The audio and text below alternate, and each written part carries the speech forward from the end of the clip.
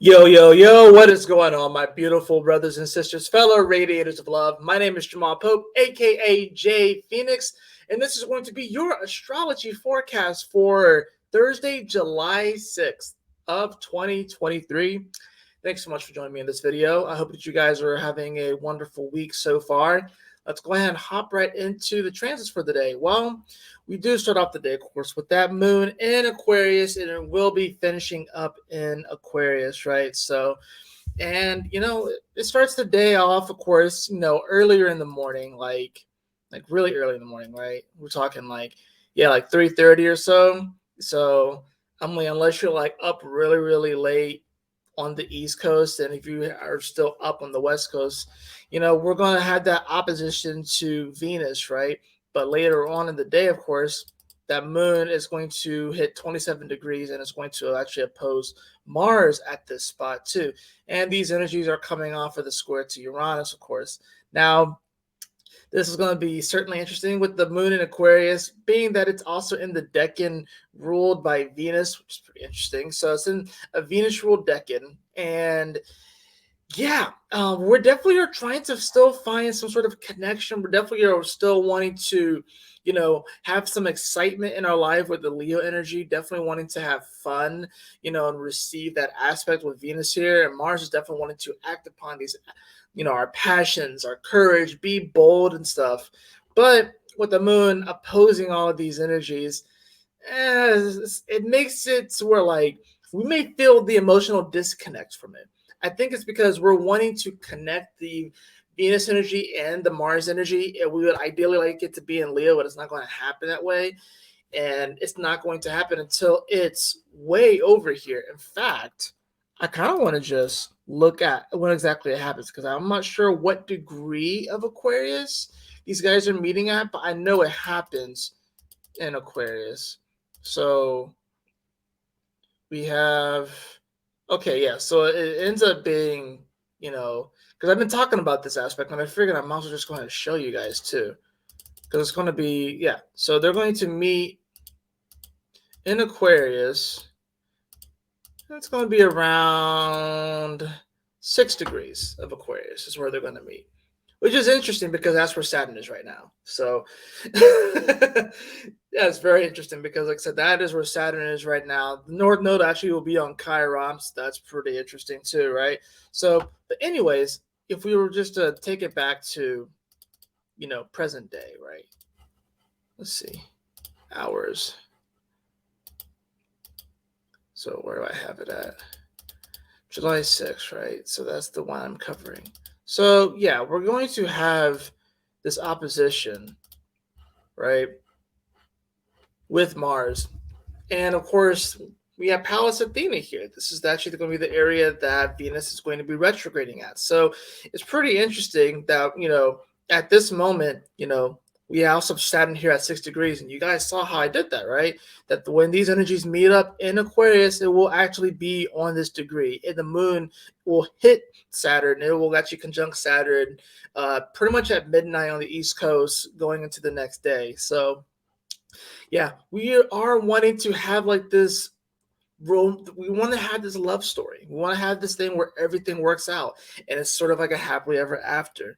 But it's not going to be the case like that. It's not going to be written the way that we think. There's going to be a cliffhanger, right? There's definitely cliffhanger energy to this because you got to think about it too. Pluto, especially being at the edge of Capricorn, we all just had a moment where we were having this boss battle up on top of a mountain and we were hanging off the side of a cliff, at one point, thinking that we were about to fall, but really, we were able to pull ourselves up and make it over. At least I hope so, But we're going to have this energy where it's like, yeah, we are definitely feeling emotionally disconnected from whether or not this whole dance can work out, whether or not this whole Venus Mars dance can work out. And it always does. Venus always catches back up to Mars and passes Mars, and then they do like their little retrograde dance. So right now we are in the time of the dance where they are starting to separate, and that can be a little bit hard, right?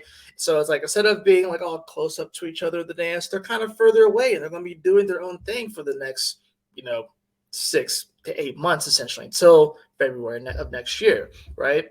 So they're going to be kind of doing their own thing, their own dance and stuff like that. So that's why we have to kind of learn to be comfortable with both aspects, both this masculine, fiery aspect of Mars, wanting to push things forward, wanting to express and just act on these aspects and act on, the love that we have in our heart. And then Venus, of course, wants to receive that.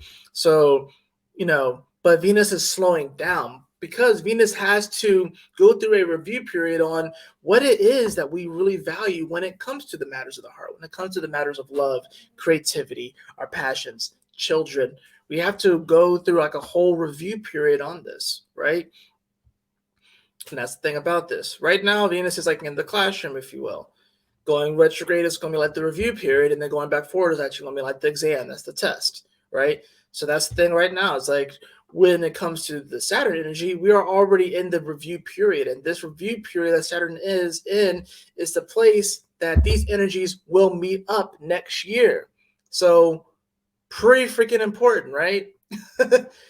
Now, of course, this moon is not going to go void of course because we do have Pluto here at 29 degrees. It's a semi-sextile, so not like an intense aspect. It's a 30-degree aspect, right? So generally the I like to see sextiles as opportunities. So the semi-sextile can be like the tiny little pathways to those opportunities. You know what I mean?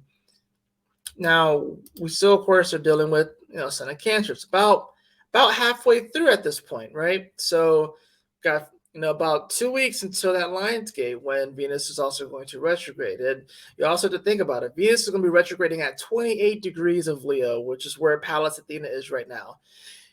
It doesn't retrograde until July 22nd. So we got 16 days. That means that it's going to take Venus 16 days, 15 to 16 days just to go 4 degrees and then retrograde back. That's how slow she's moving right now.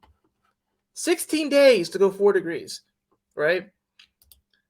So that moon's going to move into Pisces, and then bam, you're going to have moon trine over to South Node in Scorpio, sextile with the North Node in Taurus. Not going to see this aspect again for at least 18 years. We're not going to see this again for another 18 years because by the time that this can happen again, because first of all, by the time the moon comes back around, these nodes will have shifted, A. And then B, by the time that this could even happen again, it's going to be 18 years from now. And Pluto won't be here in Capricorn. It'll be in Aquarius instead. So that's the other interesting thing about this. So Pluto won't even be in this spot anymore. And that's kind of the funny thing too, is that because these energies are so close, because the 0 and the 29 are so close, it's effectively a square. So we have this squaring energy between the nodes and Pluto. And then you have Black Moon Lilith up here just chilling too. They're all so close. So you get pretty much this grand fixed cross between the nodes, Pluto, and Black Moon Lilith. And Black Moon Lilith it deals with like our fears. It deals with our fears, our worries. It deals with the sort of these it deals with our deeper desires too, like our deeper desires. And it's in Cancer. It wasn't Leo, but it's retrograded back into Cancer. So it was dealing with the matters of the heart, and then it's retrograded back into Cancer. So like the home, the sanctuary, in many ways, that first hint of magic in many ways with Cancer, right? So yeah, that's honestly pretty intense. It really is. Now, with this moon trining over to these energies and then sextiling over here, trine over to the South Node, I think obviously trines are they're positive. I think what this is that it gives us a great opportunity to sort of come to like a deeper understanding of what the South Node of Scorpio is all about. Because generally, of course, you want to go towards the North Node is, but generally, in order to get to the North Node, you go through your South Node because that's just kind of how things work in this realm. That's kind of how the universe works. Is like in order to kind of get to your North Star, you have to kind of go towards the South Star. So you have to go through the South Node. So in order to get to the place where we recognize our value, where we feel solid, where we put one step in front of the other, where we just we dig in when we plant our roots, when we actually get in there, we're solid. In order to get to that place, we have to get to like this deeper emotional aspect and be okay. There's an interesting thing with this is that you have to learn to be okay with like just the initial, the initial spark, that initial desire to want to bring something into fruition. You want to bring something into life. That's the thing about it. Scorpio, I need to do like a whole video on like each sign, but I need to do like a video on Scorpio too, because Scorpio can be very secretive and stuff, but like that's the funny thing about the age of Aquarius that we're going to is that since we're going to be since Pluto is going to be squaring, like, it's going to be squaring Taurus and it's going to be squaring Scorpio, that whole axis, like over the next 20 years, is going to be lit up. So it's like a lot of secrets are going to come out, a lot of things like that. A lot of things are going to come to light, essentially. So, but that's the thing about this is that this gives us a great opportunity to come to a deeper understanding of why we went through what we went through, why we may have certain desires that we have, why we have made certain investments, and gives us an opportunity to change the game and do something different. So it's like we kind of have to go through the South Node, maybe seeing the bright side of things, seeing the bright side of, these areas in our life where we may feel like there's toxicity there because, Scorpio is a Scorpion. So there could be some potential toxicity there. Scorpions, like, they'll hide like in the random places, and they'll like hide under rocks or hide in like holes, and they'll jump out and they'll grab you and stuff. So it's like, I think what can be happening is that we may have like this fear that someone's going to jump out at us and like pull us down into its lair. You know what I mean? So that's really what's going on with the whole freaking Lilith thing. And then of course you have Pluto over here too. There could certainly be this fear that's like, if we have these desires, what about that? Scorpio, it can be very businessy, kind of savvy oriented.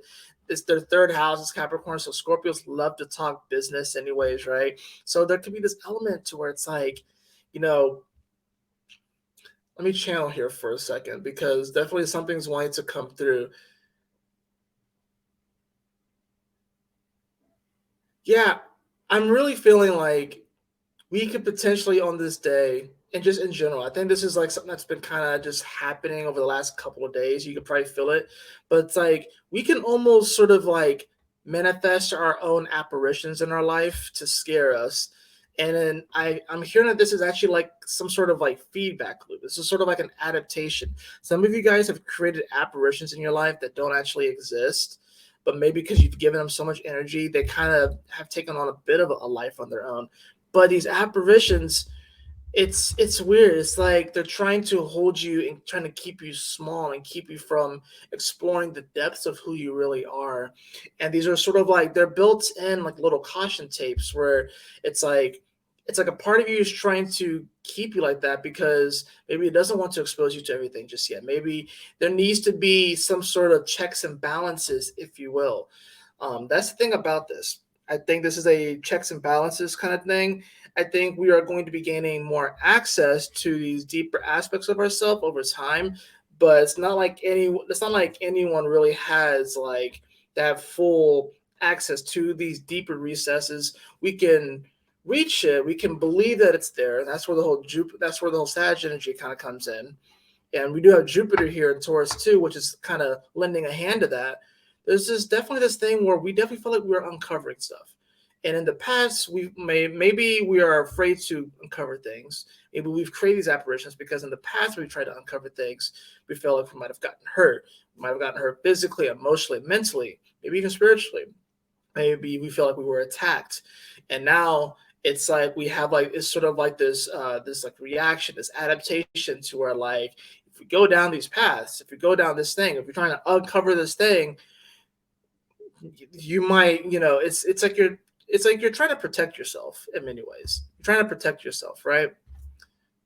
Like, for example, like I was going to make this video earlier and I had like a tiny slight bit of anxiety. And whenever I have anxiety doing astrology, it's kind of hard to do astrology when I'm in those states.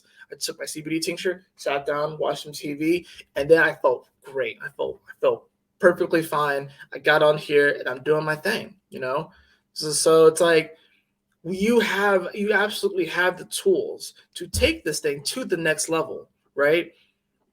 But that's the funny thing about this. It's like we have 29, 29, 0, 0. So there's definitely some edge here. It's an interesting fixed square because it's involving cardinal and fixed energy, right? So how do you direct the power that you contain? This is about directing your power, directing like your chi blast. If this was mutable, it would have like a changeable kind of quality to it. But this is talking about the taking this deep power that you have, this sort of deep, especially 0 degrees of Scorpio. It's a pretty intense degree, but it's a very almost even naive degree. It's a very powerful degree. It's like 0 to 1 degrees of Scorpio. It's very, very powerful. It's like they don't even know their own strength. Essentially, it's kind of like how do I describe it? Yeah, it's kind of like a baby dragon, not like realizing just how strong it really is. Take like a baby dragon and put it just like with a bunch of like chickens, and is playing with the chickens, and this is a very weird example, but it's like it doesn't know its own strength. That's the thing about it. So and then of course you got North Node over here and Taurus, and maybe it's not a chicken, maybe it's like a bull, maybe it's a milk tank. Anyways, this is about how do we take the power and the tools that we have, and how do we direct them to manifest a more beautiful life for ourselves, a life that is in sync with nature, in sync with the universe, in sync with the natural flow of things. As you move this moon forward, you can see that by the end of the day, it will conjunct Saturn at 6 degrees, which is like I said, the degree that Venus and Mars will meet at next year. So very important. So I think we really are going to remember July 6th going into the 7th. Of course, as you move that moon forward, it's going to trine, the sun. It'll trine Mercury as well. We also have to talk about the fact that Mercury is sextiling Uranus today. So that's nice. It starts at 20 degrees. It'll move to almost 23 degrees by day's end. So we do have Mercury sextiling over to Uranus. This is a beautiful aspect because, we are definitely wanting to communicate our emotions more and to really understand them. So it's a great time to really talk things out, especially with the sun here too. And Uranus in Taurus is going to give us unique tools in order to really communicate this. So, and I think that's the great thing about it too, is that we have to, I think it's great to appreciate all of the wonderful tools that we have. If you feel like you need to talk to someone, talk things out, of course you can have family or friends stuff, but sometimes it's good to have someone kind of outside of that. You know what I mean? So maybe like, maybe like just posting like something on Reddit and seeing what people respond or whatever, or maybe you do get like a therapist or something like that. I've been thinking about getting a therapist. It's just the whole money thing, but the good thing is that we do live in a time now where we have so many resources for people to utilize when it comes to just talking things out. Sometimes that's all you need. Sometimes you just need to talk it out with someone. Sometimes if you're feeling a little worried or anxious or whatever, a little bit off, sometimes it's good to just like kind of pause. And generally, I think I think we want to run towards comfort, right? I think we want to run towards the comfort, But Uranus and Taurus is also teaching us with the sextile energy, right? It's teaching us that, we can go towards something that you got to go towards something that's going to kind of take you out of your current paradigm. So for me, I was like, yeah, I got anxious. I'm like, all right, what am I going to do? I didn't watch anything that I haven't already been watching, at least here lately. I put on Steven Universe. Now I've seen Steven Universe, but it's been a while since I've watched it. So I'm like, screw it. It's new to me again. It's being renewed. So watching it was able to kind of take me out of the current paradigm of the things I've been doing as of like the last 30 days or so. Put me into a different paradigm so I can look at things from a different perspective. I remember if you watched my video from yesterday, you would know that the one of my cards came out. It was the High Priestess card that came out, and it was like in reverse, but it was like in a diagonal. So it's like, yeah, altering your perspective is going to allow you to again see your situation in a new light. And sometimes it just requires you to do something a little bit different, or talk to someone a little bit different. You know what I mean? So I think that today can be a very positive day. I think it can be a day where, even though there are some challenging energies and we can definitely feel like things are kind of building up, I think it also gives us some wonderful insight into this whole Venus and Mars dance that's going to be happening over the next 8 months until they meet in Aquarius of all signs, which is interesting. And then, B, you have, like, of course, I said, this Mercury sextiling over to Uranus, which is definitely unique ways of believing in our value, unique ways of believing in, what we are establishing, believing in our day-to-day progress, and then communicating, communicating how we feel about these things, communicating that aspect too. So yeah, I think it can definitely be a very positive day for that. So let's see what the cards have to say for today.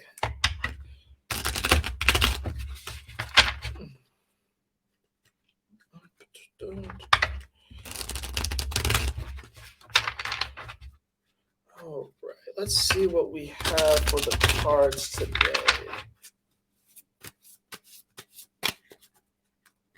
Do one more good shuffle.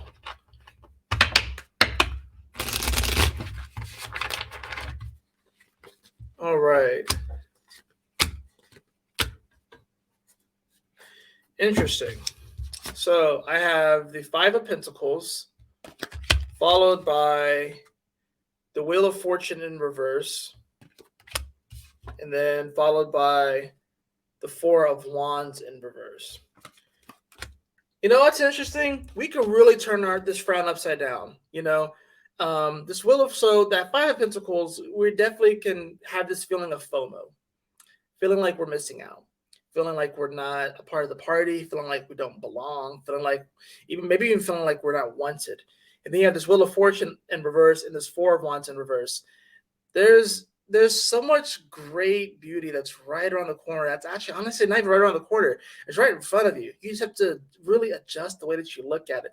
The Wheel of Fortune reverse, I see someone like spinning their wheels but not going anywhere.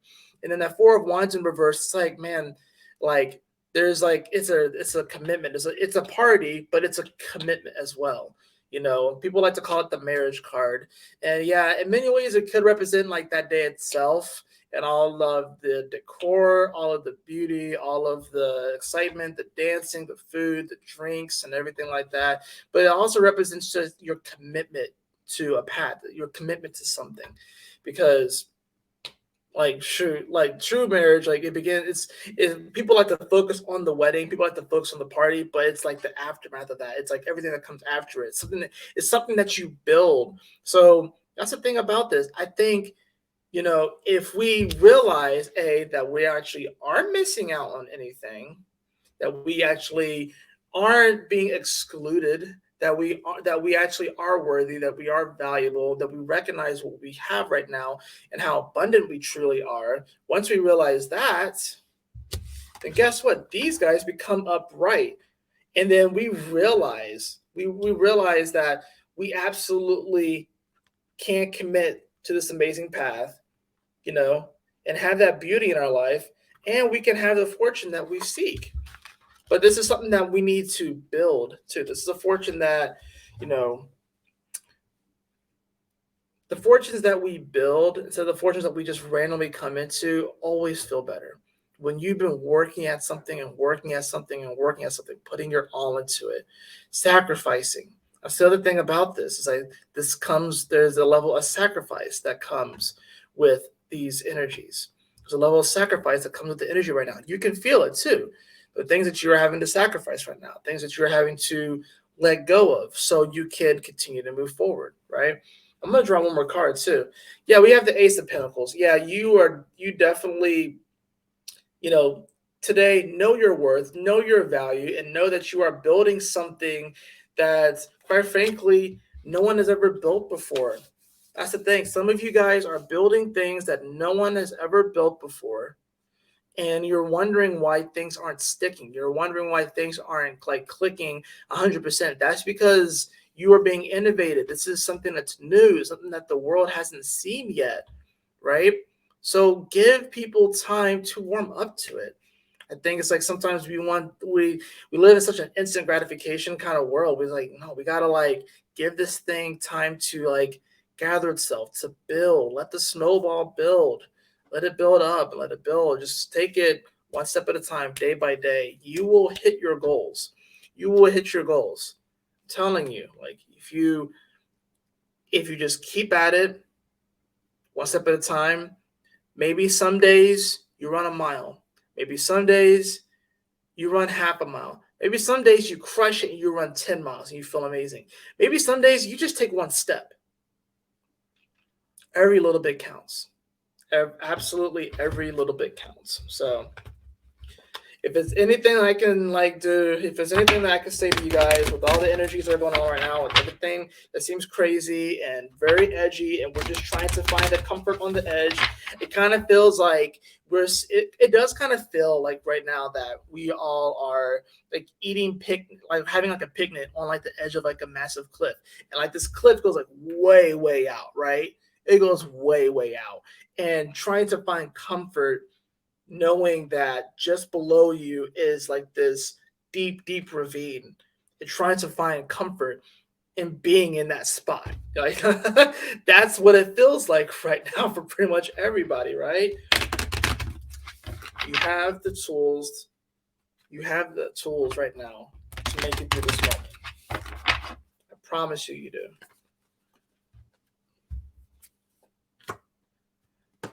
Finding sanctuary, opening to your spiritual source. The sanctuary is going to come from within. It is not something that really anyone, including myself, can tell you how to find. It is something that you have to be open to. It is something that comes from within you. That's how we're going to make it through this moment. That's how we're going to realize that we are not outside of the party. We are the party. We're not missing out, right? We're not missing out. You're here, you are loved, you are protected. So, yeah, find your sanctuary, open up to that spiritual source, take time to reflect today if you need to, pause, smile, hold gratitude. These are very, very key things, I believe, for getting through this time and stuff. And one step at a time, day by day, we will get there, and we will create a better world for everyone. I really do believe that. I'm very naive when it comes to that. I'm not, you know, I will not turn a blind eye to the atrocities of this world, but I really do believe that we can create a much more beautiful and positive world for everyone. It just takes time, and it's going to be a day by day thing. So once everyone can kind of come in and find that inner sanctuary and open up to that spiritual source within them, we're on our way. So the light's winning. It doesn't feel like it, but the light's winning. So y'all take care. Stay blessed. I hope that this helps you today. I hope that this assists you on your journey. And y'all take care and have a wonderful Thursday. And I will see you guys on the next video. Peace out. Take care.